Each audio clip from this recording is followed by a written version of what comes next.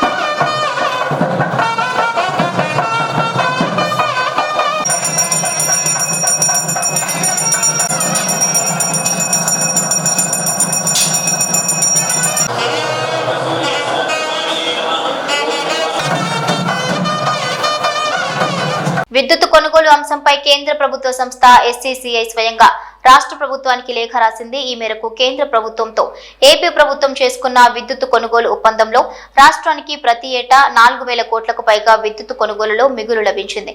ఇది వచ్చే 25 ఏళ్లలో రాష్ట్రానికి 1.5 లక్షల కోట్లు ఆదా చేయనుంది. రాష్ట్ర చరిత్రలో అతి తక్కువ ధరకు యూనిట్ విద్యుత్ కేవలం 2.49కే కేంద్ర ప్రభుత్వ సంస్థ SCCI విజ్ఞప్తి మేరకు కేంద్ర ప్రభుత్వ సంస్థతో ఒప్పందం చేసుకుంటే కూటమి ప్రభుత్వం వైఎస్ఆర్సీపీపై తప్పుడు ప్రచారం చేస్తోంది. ఇక రాష్ట్రానికి తక్కువ ఖర్చుతో విద్యుత్ కొనుగోలు ఒప్పందం చేసుకుని సంపద సృష్టించింది వైఎస్ఆర్సీపీ ప్రభుత్వం కాదా అని చెప్పగలరా అంటూ ప్రశ్నించారు YS Jagan. ₹2.49 ₹2.49 per unit. This is the cheapest power in the history of Andhra Pradesh.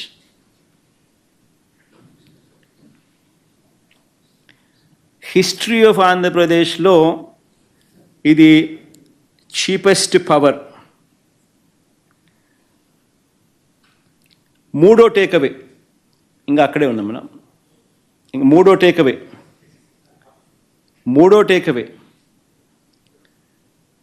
Takeaway ఏమిటంటే ఈ ప్రాజెక్టుకు మాత్రమే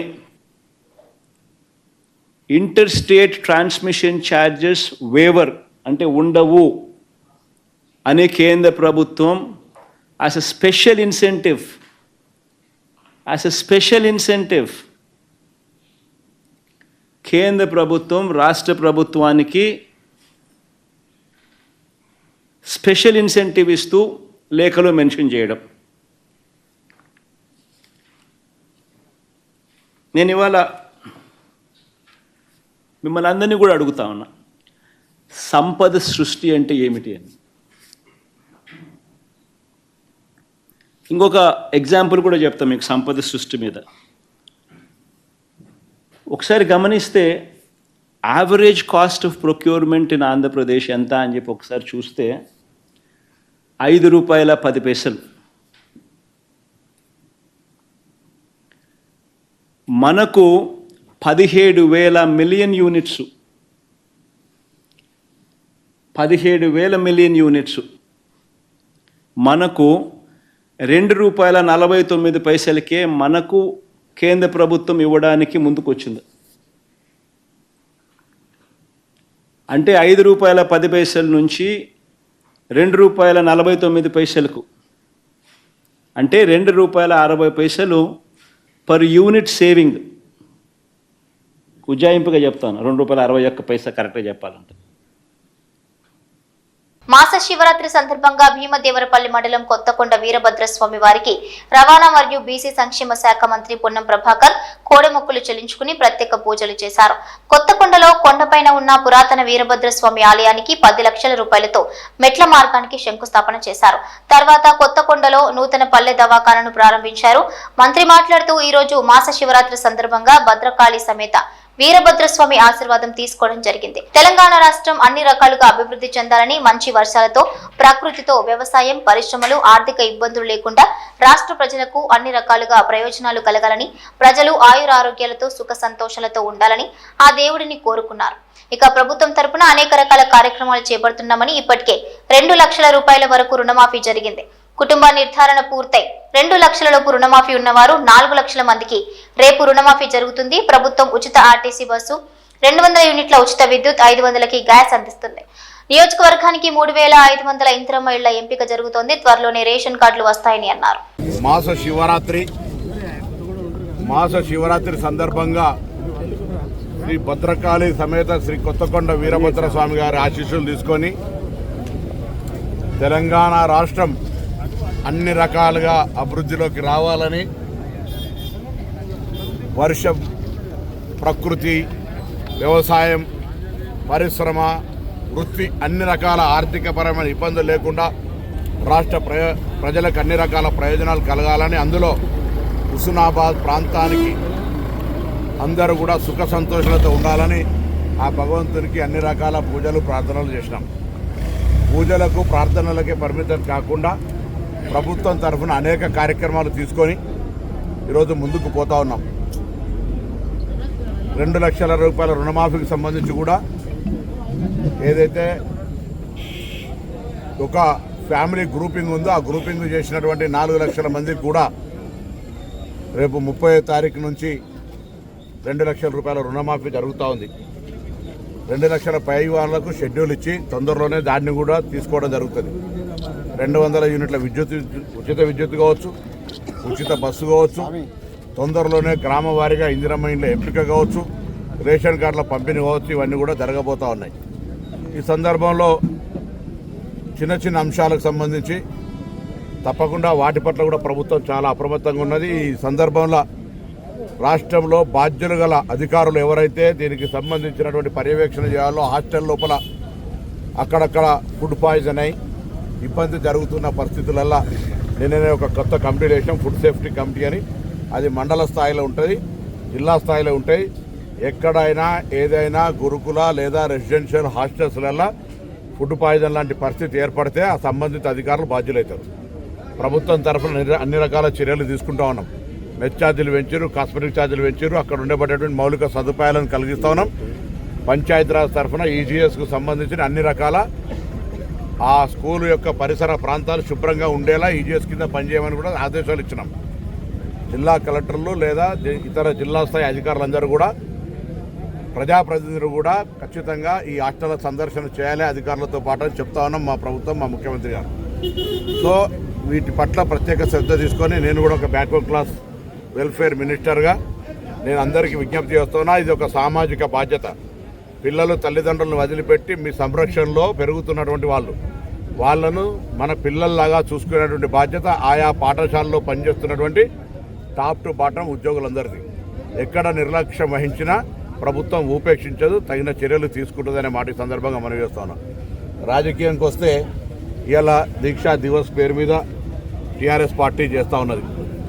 సంతోషం. దీక్షా దివస్ మీకు తెలుసు, దీక్షా దివస్లో నిరాహార దీక్ష విరమింప చేస్తే ఆ కాడిని విద్యార్థులు, ఉస్మానియా విద్యార్థులు ఎత్తుకున్నారు. మళ్ళా నేను ఇలా ఈ దినం రోజు రాజకీయంగా ఎక్కువ విమర్శలు చేయదలుచుకోలేదు, కానీ ఒక్కసారి ఆత్మవిమర్శ చేసుకోండి. మేము తెలంగాణ ఎంపీలుగా తెలంగాణ సాధనలో ఏ పాత్ర పోషించినామో, తెలంగాణ ఇవ్వాలనే దృఢ సంకల్పంతో ఒకవేళ సోనియా గాంధీ గారు లేకుండా ఉంటే తెలంగాణ రాష్ట్రం ఏర్పడేదా ఒక్కసారి ఆలోచన చేసుకోవాలి. అటువంటి సోనియా గాంధీ గారి పట్ల కృతజ్ఞులుగా కాకుండా కృతజ్ఞతలుగా ఉండేటువంటి ప్రయత్నం చేయండి అన్ని రాజకీయ పార్టీలు. మరి ఈరోజు పరిస్థితులలో భారతీయ జనతా పార్టీ నాయకత్వం కూడా మరొకసారి జవాబు చెప్పాల్సిన అవసరం ఉన్నది. తెలంగాణ రాష్ట్ర ఏర్పడినటువంటిది దీర్ఘకాలిక ప్రజల ఆకాంక్ష. ఈ తెలంగాణ సాధించుకోవాలని అనేక మంది ప్రాణాలు అర్పించినారు. తెలంగాణ సాధన కొరకు ఒక దశాబ్దాల కాలంగా పోరాటం జరిగింది. అటువంటి తెలంగాణ ప్రజాస్వామికంగా సోనియా గాంధీ గారి నిర్ణయం మేరకు ఆనాడు ఉన్నటువంటి అందరూ కూడా పార్టీలు కలిసి పార్లమెంట్లో బిల్ పాస్ చేసుకుంటే తల్లిని చంపి బిడ్డను ఎత్తుకెళ్లారని, తెలంగాణ దేశ విద్రోహులుగా వ్యవహరించారని, తలుపులే తెచ్చుకున్నారని మాట్లాడుతుంటే చీము నెత్తురు తెలంగాణ రక్తమున ఏ బీజేపీ నాయకుడు ఎందుకు మాట్లాడతలేరని అడుగుతా ఉన్నాం. ఇవాళ అది తప్పు. తెలంగాణ ప్రజల ఆకాంక్ష అని చెప్పలేకపోతున్నారు ఎందుకని అడుగుతా ఉన్నాం. తెలంగాణకు బడ్జెట్ నిధులు ఇవ్వకపోతే కేంద్రం తరఫున ఎందుకు అడగలేకపోతా ఉన్నారు? మన ప్రధానమంత్రితో సమావేశమైన ఎంపీలు మీకు బాధ్యత లేదా అని అడుగుతా ఉన్నాం. తెలంగాణ మొత్తంలో వరదలలో ఇబ్బంది పడి 10,000 కోట్లు 10,000 కోట్ల నష్ట ప్రతిపాదనలు ఇస్తే ముష్టి 400 కోట్లు ఇస్తే మీకు కనీసం బుద్ధి జ్ఞానం కలుగుతలేదా అని అడుగుతా ఉన్నాం. ఇటువంటి పరిస్థితులలో తెలంగాణ ప్రయోజనాల కొరకు, తెలంగాణ ప్రజాస్వామిక పరిపాలన కొరకు 1 సంవత్సరం పూర్తి చేసుకున్న సందర్భంలో అనేక రకాల ఉత్సవాలు జరుగుతూ ఉన్నాయి. తప్పకుండా మిగతా అన్ని కార్యక్రమాలు కూడా చేస్తామనే విశ్వాసాన్ని ఇస్తా ఉన్నాం. ఆర్థికపరమైన పరిస్థితి మీకు తెలిసి రాష్ట్రంలో 7.5 లక్షల కోట్ల అప్పు చేసినటువంటి పరిస్థితుల్లో కూడా ఎటువంటి ఏ ఇబ్బంది లేకుండా 1వ తారీఖు జీతాలు ఇచ్చే కార్యక్రమం పెట్టుకోను. అన్ని రకాల కార్యక్రమాలను ఎక్కడ ఇబ్బందులు కూడా కొనసాగిస్తాను. తప్పకుండా భవిష్యత్తులో ఇంకా మరింతగా ప్రజలకు అన్ని రకాలుగా సేవలు అందించే విధంగా, అందుబాటులో ఉండే విధంగా ఈ ప్రజాపాలన ప్రభుత్వం కొనసాగుతుంది. కాగజ్ నగర్ మండలం ఈస్గాం ఏరియా సమీపంలో ఓ మహిళపై పులి దాడి చేసింది. పత్తి చేనులో పనిచేస్తున్న మహిళపై దాడి చేసింది. ఇక మహిళకు తీవ్ర గాయాలు కావడంతో ఆమెను ఆసుపత్రికి తరలించారు. ఆసుపత్రిలో చికిత్స పొందుతూ ఆమె మరణించింది. మృతురాలు కాగజ్ నగర్ మండలం గన్నారంకు చెందిన మోర్లి లక్ష్మీబాయిగా గుర్తించారు. దీంతో కాగజ్ నగర్ అటవీ శాఖ గేట్ ఎదుట గంట పాటు ఆందోళన చేశారు. అటవీ అధికారులు రాకపోవడంతో అటవీ శాఖ కార్యాలయంలోకి మృతదేహాన్ని తీసుకుని వెళ్లారు బీజేపీ నాయకులు మరియు మృతురాలి కుటుంబ సభ్యులు. మండలంలోని గన్నారం గ్రామంలో మరి ఏదైతే మోర్లి లక్ష్మి పత్తి చేనులో పత్తి ఏరే నిమిత్తమై వెళ్ళినప్పుడు అకస్మాత్తుగా పెద్ద పులి దాడి చేసి మరి మరణానికి కారణమైంది. మరి వారి కుటుంబానికి మేము ప్రగాఢ సానుభూతి తెలియజేస్తూ మరి మా నాయకులు కోనప్ప గారు వచ్చిన తర్వాత ప్రభుత్వ అధికారుల పెద్ద మంత్రి దృష్టికి తీసుకెళ్ళి వారికి నష్టపరిహారం కానివ్వండి ఏ విధంగానైనా వాళ్ళ కుటుంబాన్ని అన్ని రకాలుగా ఆదుకుంటామని చెప్పి మరి రెండవది ఇందులో ఫారెస్ట్ అధికారుల నిర్లక్ష్యం కూడా కనబడతా ఉంది. మా యొక్క ప్రభుత్వంలో ఫారెస్ట్ అధికారులలో టైగర్ ట్రాకర్లను, వాచర్లను, బీట్ అధికారులను, సెక్షన్ అధికారులు అంటూ ఒక పెద్ద వ్యవస్థే ఉంది. వారు సరైనటువంటి ఉద్యోగ నిర్వర్తించి ఉంటే ఈ యొక్క కారణం జరగకపోయేదని చెప్పేసి మా యొక్క ప్రాథమిక అంచనాగా మేము భావిస్తూ మరి రానున్న రోజుల్లో మరి వీటి పట్ల ప్రజలను అప్రమత్తం చేయాలని అటవీ అధికారులను డిమాండ్ చేస్తూ వారి కుటుంబాన్ని అన్ని విధాలుగా ఆదుకుంటామని చెప్పేసి మనవి చేస్తాం. బెయిల్ మీద విడుదలైన సంతోషంలో జైలు గేటు ముందే డాన్స్ వేశాడు ఓ ఖైదీ. ప్రస్తుతం ఈ వీడియో సోషల్ మీడియాలో వైరల్ అవుతోంది. మీరు ఓ లుక్ వేయండి.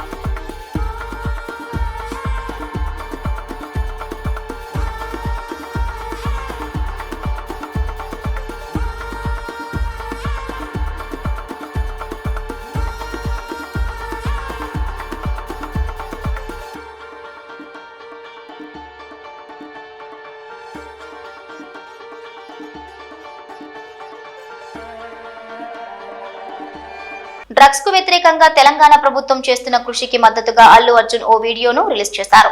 ఇటీవల పెద్ద సినిమాలకు టికెట్ రేట్లు పెంచాలంటే ఆ cinema hero anti drugs video ఒకటి చేసి ఇవ్వాలని తెలంగాణ సీఎం రేవంత్ రెడ్డి ప్రకటించిన విషయం తెలిసిందే. ఈ నేపథ్యంలో డ్రగ్స్ కు వ్యతిరేకంగా తెలంగాణ ప్రభుత్వం చేస్తున్న కృషికి అల్లు అర్జున్ మద్దతు తెలిపారు. డ్రగ్స్ తీసుకుంటే తెలంగాణ ప్రభుత్వ టోల్ ఫ్రీ నంబర్ 1908 కు ఫోన్ చేయాలని సూచించారు. ఈ మేరకు బన్నీ స్పెషల్ వీడియో షేర్ చేశారు. నమస్తే. మీకు తెలిసిన వాళ్ళు ఎవరైనా డ్రగ్స్ తీసుకుంటూ ఉంటే Telangana anti narcotics bureau toll free number 1908 phone చేయండి. వాళ్ళు వెంటనే డ్రగ్ అడిక్ట్స్ ని రీహాబ్ సెంటర్ తీసుకెళ్లి వాళ్ళ మామూలు మంచినయ్యేంత దాకా జాగ్రత్తగా చూసుకుంటారు. ఇక్కడ గవర్నమెంట్ ఉద్దేశం వాళ్ళని పనిష్ చేయడం కాదు, వాళ్ళకి హెల్ప్ చేయడం. నెంబర్ గుర్తుంది కదా, 1908. Let's help the victims for better society. మంత్రి కొండా సురేఖకు నాంపల్లి కోర్టు సమన్లు జారీ చేసింది. అక్కినేని నాగార్జున వేసిన పరువు నష్టం పిటిషన్ పరిశీలించిన కోర్టు సురేఖకు సమన్లు జారీ చేసింది. 356 బిఎన్ఎస్ యాక్ట్ కింద కేసు నమోదు చేసిన నాంపల్లి ప్రజాప్రతినిధుల కోర్టు డిసెంబర్ 12న వ్యక్తిగతంగా హాజరు కావాలని కోర్టు ఆదేశించింది. నెల్లూరు జిల్లా పెంచలకోన వద్ద చిరుత సంచరిస్తూ కొందరి భక్తుల కంటపడింది. కోన అటవీ శాఖ అతిథి గృహం వద్ద చిరుత సంచారం చేస్తుండగా వారి కంటపడింది. గెస్ట్ హౌస్ సమీపంలోని బైపాస్ రోడ్డుపై ఉన్న చిరుతను వీడియో తీశారు భక్తులు. ఇక కార్ హార్న్ కొట్టడంతో అడవుల్లోకి పారిపోయింది చిరుతపులి.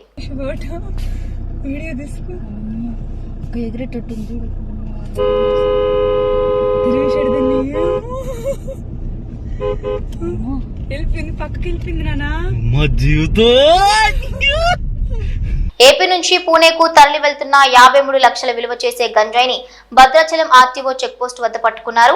ఆంధ్రప్రదేశ్ డొంకరాయి నుంచి మహారాష్ట్రలోని పూణేకు 210 కేజీల గంజాయిని కారులో తరలిస్తూ ఉండగా భద్రాచలం ఆర్టీఓ చెక్పోస్ట్ వద్ద Bhadrachalam excise police station CI Rahim ఉనిసా Begum మరియు సిబ్బంది కలిసి పట్టుకున్నారు. పట్టుకున్న 210 కేజీల గంజాయి విలువ 53 లక్షలు ఉంటుందని అంచనా. ఇక గంజాయితో పాటు 5 లక్షల విలువ చేసే కారు, 2 సెల్ ఫోన్లను స్వాధీనం చేసుకున్నారు. గంజాయిని పట్టుకున్న భద్రాచలం ఎక్సైజ్ పోలీసులను సిఐ రహీం ఉనిసా బేగం, ఎస్ఐ సిబ్బందిని excise enforcement director VB Kamal Haasan Reddy, joint commissioner Qureshi, assistant commissioner G Ganesh అభినందించారు.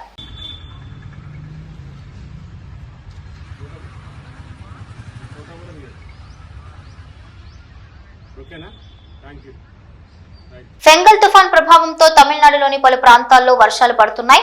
వర్ష ప్రభావాన్ని ఎదుర్కోవడానికి సిద్ధంగా ఉన్నామని ప్రజలు ఇంటి నుంచి బయటకు వెళ్లేటప్పుడు జాగ్రత్తలు తీసుకోవాలని సీఎం స్టాలిన్ కోరారు. వర్షాల నేపథ్యంలో తిరుచి, నాగపట్నం, తంజావూరు, తిరువరూర్ తదితర ప్రాంతాల్లో నేడు స్కూళ్లు, కాలేజీలకు సెలవును ప్రకటించారు. ఈ నెల 29 వరకు మత్స్యకారులు వేటకు వెళ్లొద్దని అధికారులు ఆదేశించారు.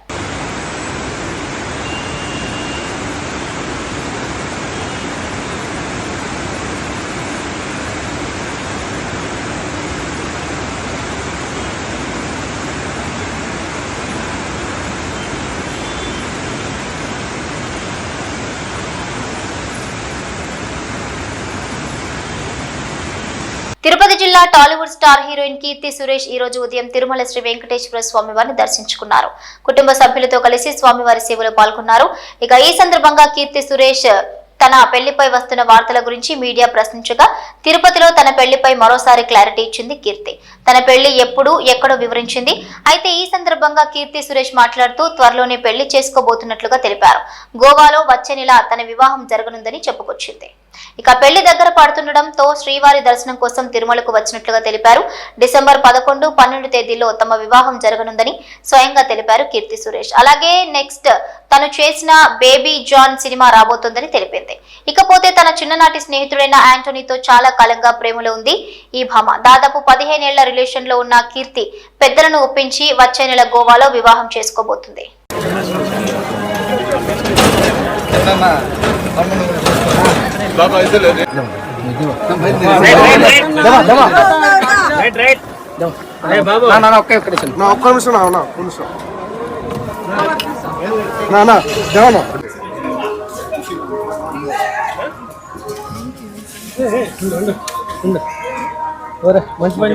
నెక్స్ట్ బేబీ జాన్ నా హిందీ ప్రాజెక్ట్ వస్తుంది అండ్ నెక్స్ట్ మీద నా పెళ్ళి ఉంది, దానికోసం వచ్చాను.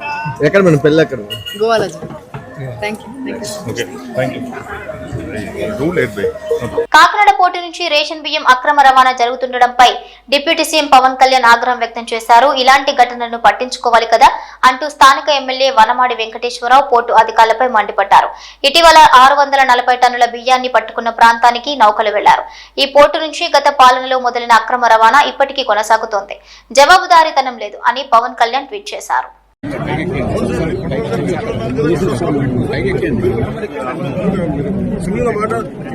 కూర్చొని ఏం మాట్లాడడం అక్రమ రవాణా జరుగుతున్నాయమ్మా, మీరు కూడా కాకుంటే ఎట్లా?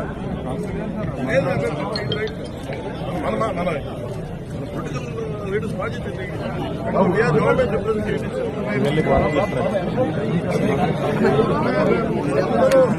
ఫైట్ చేసింది, కొట్లాడింది అక్రమ రవాణా బియ్యం ఉన్నది. మరి అందరూ కూర్చొని మనం చూస్తూ